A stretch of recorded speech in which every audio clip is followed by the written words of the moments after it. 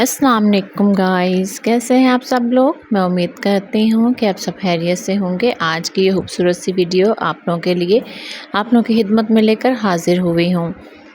जब हमारी नई नई शादी होती है, हमारा टॉपिक जो है वो है ससुराल वालों को कैसे खुश किया जा सके।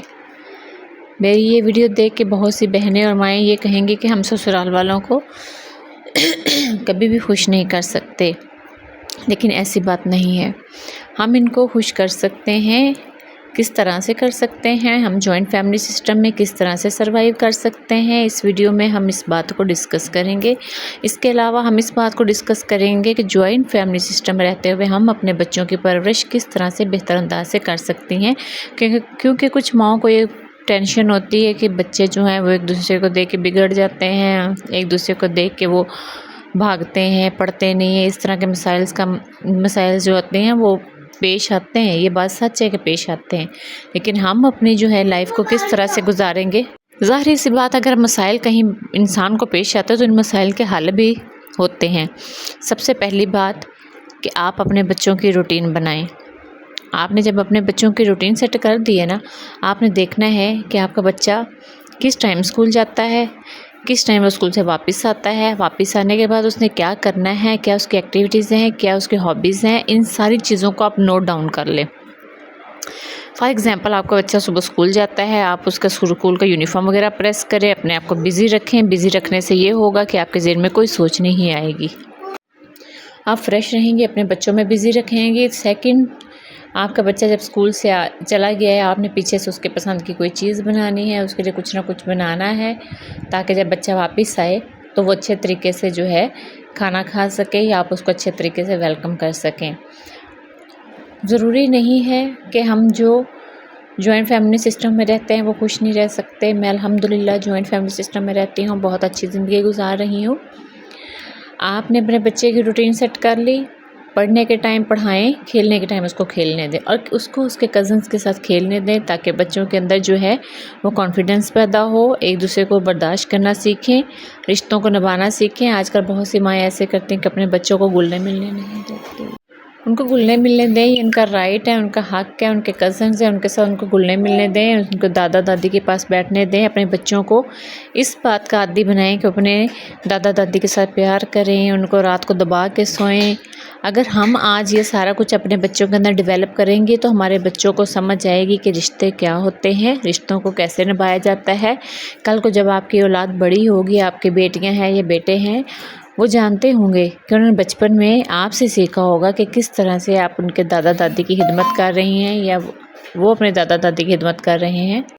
तो अगर आप उनकी खिदमत नहीं करेंगी, अपने बच्चों से उनकी खिदमत नहीं करवाएंगी, तो कल को आप ये उम्मीद ना रखें कि आपके बच्चे आपकी खिदमत करेंगे या आपके बच्चे आपको बर्दाश्त करेंगे, क्योंकि बच्चा हमेशा वही करता है जो अपने घर वालों को करता देखता है। ठीक है, अगर आप उसके दिल में बड़ों की इज़्ज़त डालेंगी, बड़ों का एहतराम डालेंगी, तो ही वो बड़ा होकर आपका एहतराम करेगा, आपके साथ इज़्ज़त से पेश आएगा।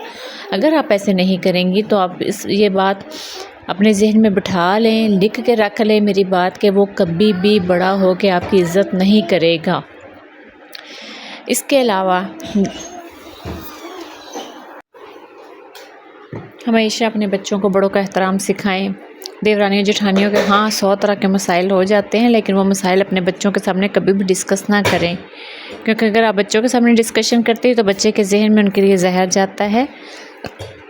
आपको चाहिए कि अगर कोई मसला है, आपके बच्चे आपस में लड़ पड़े हैं, तो सब्र तहम्मुल से काम लें, लड़ाई झगड़े को फोकियत ना दें, खामोशी इख्तियार कर लें। अगर आपको गुस्सा है तो आप खामोशी इख्तियार कर लें। इसके अलावा अगर आपकी जॉइंट फैमिली सिस्टम में कोई बड़ा है, आपका दादा ससुर है या सास ससुर हैं, उनकी खिदमत करें। एक बात मेरी लिख के रख लें कि अगर आप चाहती हैं कि आप अच्छी ज़िंदगी गुजारें और हमेशा खुश रहें, तो आपको अपने ससुराल वालों के साथ मिलकर रहना होगा, उनकी इज़्ज़त करनी होगी। हम बेटियां चाहती हैं ना कि हमारे माँ बाप के साथ हमारी भाभियाँ अच्छे तरीके से पेश आएँ, हमारी माँ को खाना भी बना के दें, चाय भी बना के दें, ये सारे काम करके दें। तो फिर हम पे भी तो फ़र्ज़ है ना, हम उनकी खिदमत करें अपने ससुराल वालों की, ताकि वो हमारे से खुश हो जाएं। यहाँ पे बात खुश करने की नहीं है, यहाँ पे बात ये है कि हम उनकी खिदमत करें, क्योंकि उनके अंदर वो एनर्जी, वो स्टेमिना नहीं होता जो हमारे अंदर होता है। हम भाग भाग के काम कर लेते हैं, लेकिन वो भाग भाग के काम नहीं कर सकते। इसीलिए मेरी आप लोगों से गुजारिश है, सारी बहनों से गुजारिश है, अपने ससुराल वालों को बोझ ना समझें। हाँ, काम करना मुश्किल ज़रूर होता है, लेकिन हम काम करने के बाद जो है फ्री भी तो होते हैं ना। अपने काम को, अपने वक्त को किसी भी तरीके से यूटिलाइज़ कर सकते हैं।